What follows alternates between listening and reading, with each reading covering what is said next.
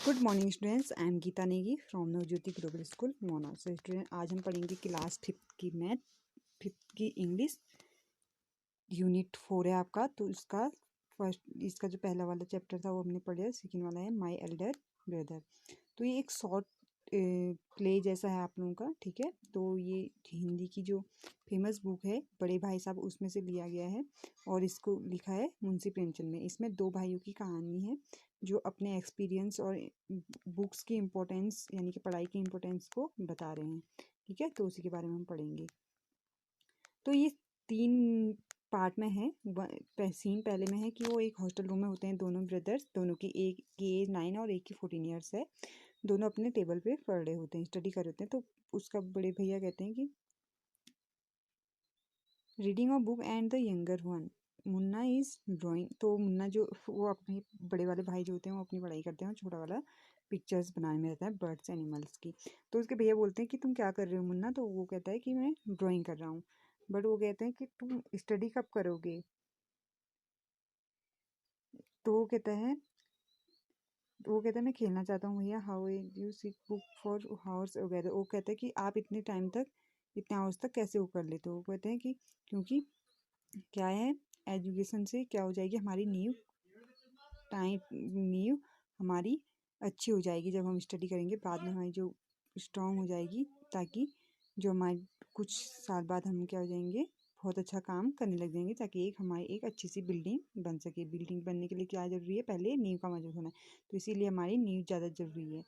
तो कहता है भैया कि हमारे बीच में क्या है, 5 ईयर्स का ही गैप है, लेकिन हमारी क्लास का मैं 3 क्लास हम दोनों एक दूसरे से 5 ईयर्स मैं आपसे छोटा हूँ, लेकिन हमारे क्लास में 3 साल का ही ये अंतर है।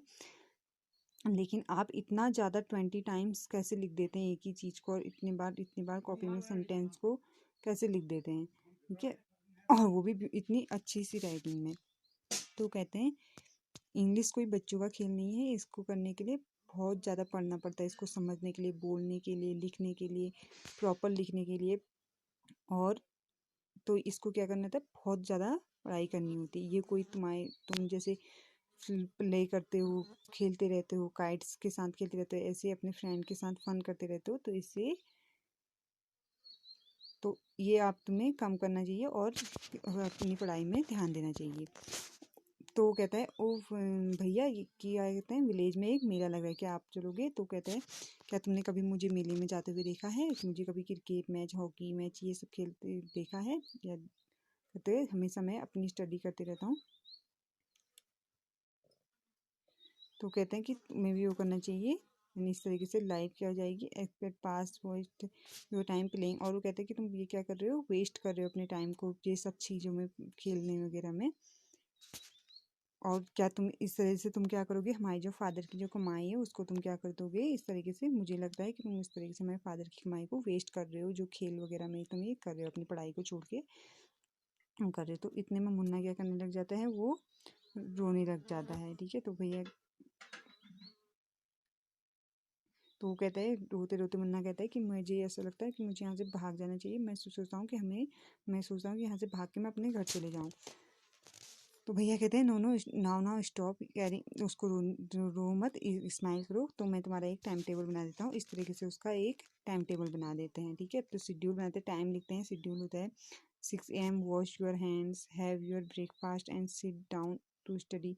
तो हैंड वॉश करके सीधे ब्रेकफास्ट करके उसको सिट डाउन, सीधे 6 AM को उसने पढ़ाई के लिए बैठ जाना है। ऐसे 6 to 8 AM तक इंग्लिश की पढ़ाई, 8-9 तक मैथ्स, 9 से 9:30 तक हिस्ट्री, 3 से 30 PM तक देन ऑफ टू स्कूल, 5 से 6 PM grammar, half an hour for strolling, 6:30 से 7 PM तक इंग्लिश कॉम्पिटिशन,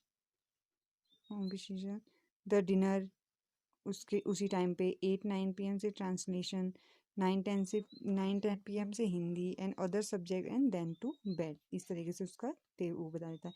वो कहता है बट आपने तो मेरे उसमें टाइम में खेल का तो कोई नहीं है भैया, तुम्हें, वो कहते हैं खेलने की क्या ज़रूरत है? तो वो कहता है कि मुझे तो बहुत पसंद है ग्रीन फील्ड्स, ग्रीन रेजी, ये सब चीज़ें मुझे जंप करना, फुटबॉल खेलना, टच करना एंड गो, साउंड, कबड्डी, ये सब चीज़ें बहुत पसंद है। वॉलीबॉल पुल्स करना मैग्नेट में, और वो तो एवरीथिंग, ये सारी चीज़ें मुझे बहुत पसंद है। लेकिन आपको क्या हो जाता है, सीन सेकेंड आ जाता है, the final exam are over and the result are out. तो फाइनल एग्जाम हो जाते हैं और उसके रिजल्ट आउट हो जाता है, उसी का इसमें आप सीन है, ठीक है।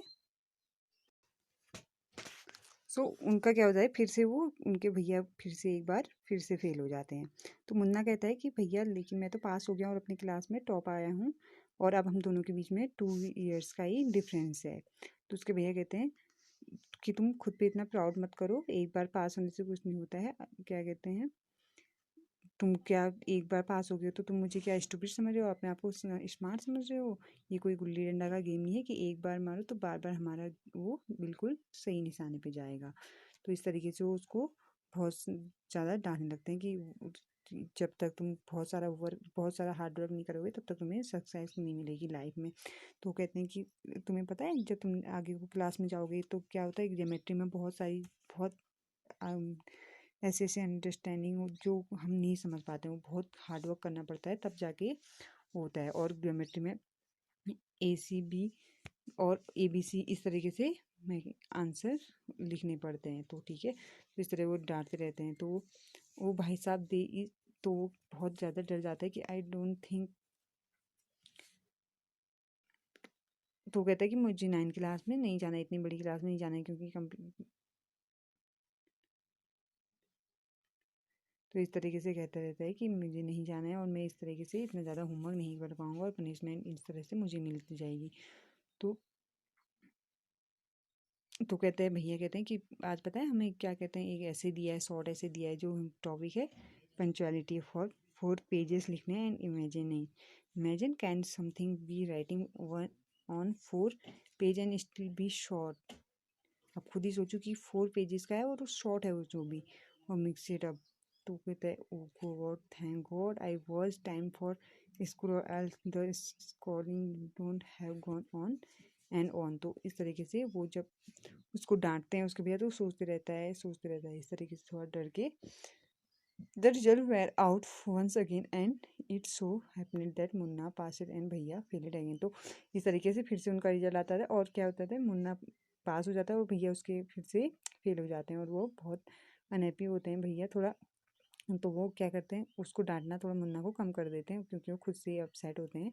तो वो थोड़ा शैतानियाँ, और मुन्ना ज़्यादा उनको इस तरीके से ना, तो वो उनको डांटते नहीं है तो वो और ज़्यादा शैतानियाँ और ज़्यादा करने लगता है और अपनी पढ़ाई पे ध्यान कम देने लगता है। तो Munna talking loud, I am lucky I can pass easily. तो वो खुद से ही कहता है कि मैं बहुत लकी हूँ कि मैं इतनी ईजी तरीके से पास हो जाता हूँ और मुझे ना ज़्यादा स्टडी करने की ज़रूरत है ना, जबकि मैं गेम्स भी खेल रहा हूँ, बच्चे अपने फ्रेंड्स के साथ काइट भी उड़ा रहा हूँ, और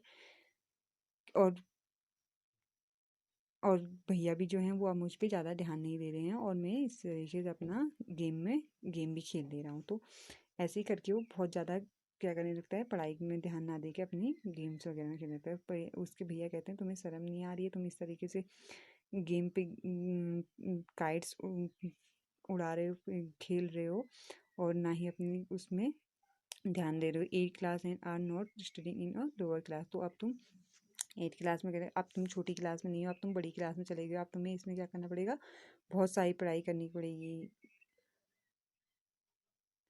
तो कहते हैं कि तुम अगर ये सोचते हो कि तुम बड़े हो गए हो, तुम बड़े नहीं हो, अगर तुम पास हो रहे हो तो इसका मतलब तुम बड़े नहीं हो, क्योंकि हम दोनों के उसमें 5 ईयर्स का फिर भी डिफरेंट होगा। क्योंकि हमारे मम्मी पापा जो हमसे बड़े हैं उन्होंने चाहे थोड़ा सा ही पढ़ा है, 5th तक की क्लास पढ़ी है, लेकिन वो क्या है हमसे बड़े हैं क्योंकि हमें उनकी बात माननी चाहिए। इस तरीके से उसको भैया, तो वो कहता है हाँ ये तो सही है, आप सही कह रहे हैं।